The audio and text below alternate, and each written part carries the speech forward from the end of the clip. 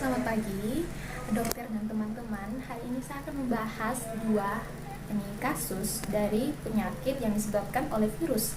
Yang pertama ada infectious bursal disease dan infectious pancreas necrotic. Nah, yang pertama saya akan membahas tentang infectious bursal disease.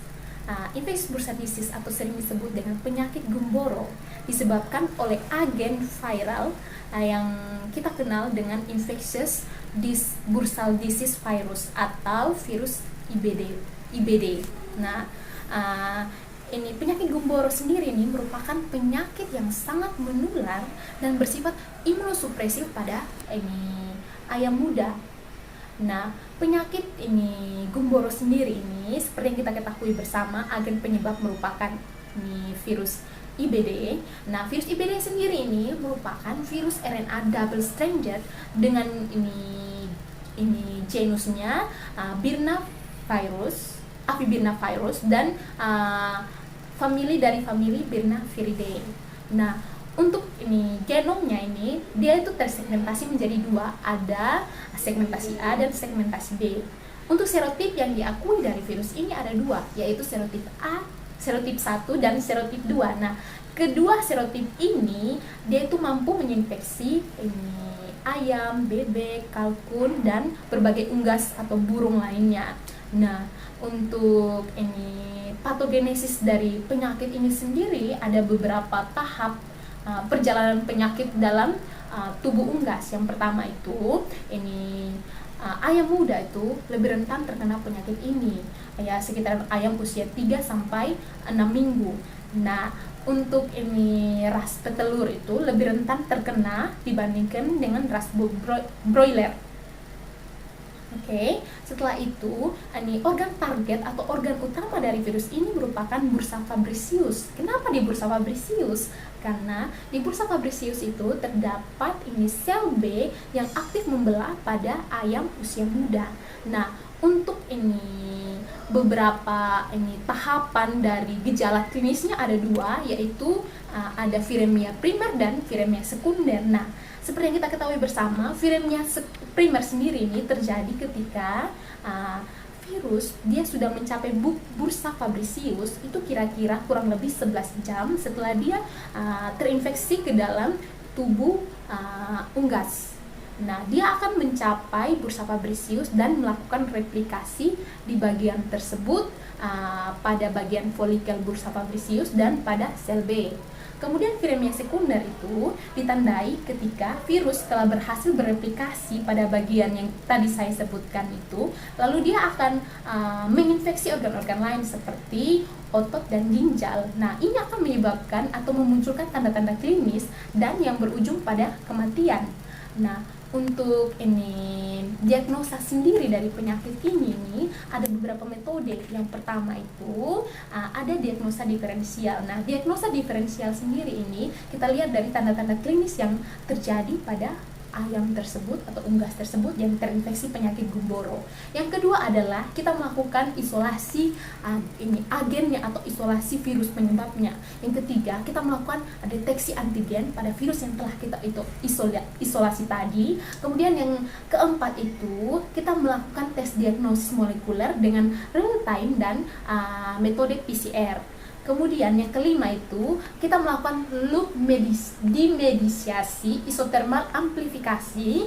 Kemudian yang keenam itu kita melakukan strip tes satu langkah, dan yang terakhir kita itu melakukan tes serologi.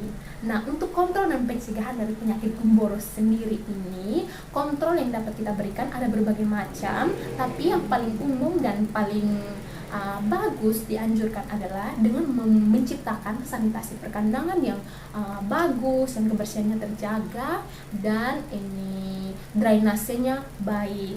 Kemudian dihindarkan dari ayam-ayam yang sudah terinfeksi penyakit ini, sebaiknya ayam-ayamnya di afker saja. Dan untuk pencegahan yang paling baik adalah dianjurkan dengan melakukan vaksinasi. Sekian dari saya. Terima kasih.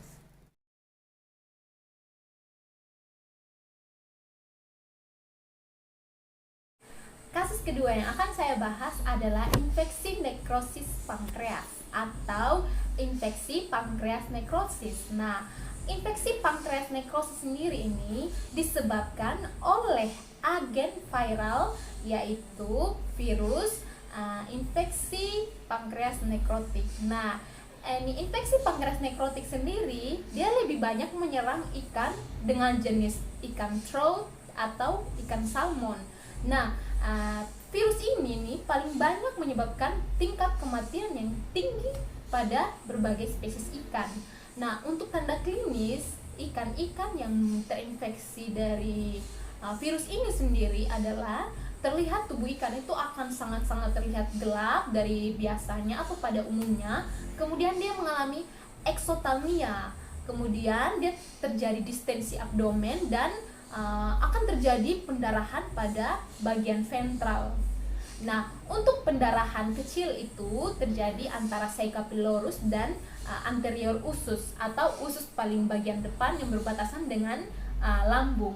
Nah, untuk ini tanda klinis berikutnya itu dijumpai lendir yang konsistensinya atau warnanya menyerupai susu pada bagian lambung dengan usus anterior. Nah, tanda-tanda berikutnya itu adalah ini organ hati dan limpa itu akan sangat terlihat pucat dari umumnya. Nah, untuk diagnosa sendiri dari penyakit ini adalah pertama diagnosa dengan teknik diagnosa diferensial dengan mengamati tanda-tanda klinis yang terjadi seperti yang saya sebutkan barusan. Yang kedua itu konfirmasi infeksius pankreas nekrotisnya itu dengan cara mengisolasi virusnya, kemudian mendeteksi antigen, kemudian itu melakukan tes netralisasi dengan serum, kemudian menggunakan polivalen dan anti-IPN serum. Nah, untuk epizologi dari virus ini sendiri, virus ini pertama kali itu diisolasi dari Inggris, dari sungai yang dimana diketahui ikan-ikan di sungai tersebut itu terinfeksi oleh penyakit ini. Kemudian ini selama episodik itu pada tubuh ikan ini konsisten atau tingkat keberadaan virus paling banyak itu terdapat pada bagian ini kotorannya, pada telurnya, dan pada cairan ovarium dan cairan sperma dari ikan tersebut. Nah, untuk transmisinya itu paling umumnya diturunkan dari induk ke anaknya. Ada contohnya dari telur atau dari cairan semen dan cairan ovarium dari induk-induknya. Nah, untuk ini masa inkubasinya sendiri itu tergantung suhu. Suhunya itu sekitaran mulai dari 6 derajat Celcius sampai dengan 25 derajat Celcius. Tapi akan ini bertahan beberapa minggu pada ini suhu di bawah 4%. Nah, untuk kontrol dan pencegahannya sendiri itu, untuk kontrolnya itu diusahakan untuk menghindari dan kontrol yang berikutnya adalah dengan melakukan yang namanya berternak ikan, yaitu usahakan contohnya ikan salmon diternak selama 4 bulan pada air yang dingin, kurang lebih suhunya itu sekitar 7 derajat. Itu selama 4 bulan saja. Kemudian juga dapat dilakukan terapi ozon. Kemudian untuk vaksinnya sendiri itu dapat ini diberi peridon iodin. Nah, sekian dari saya. Terima kasih.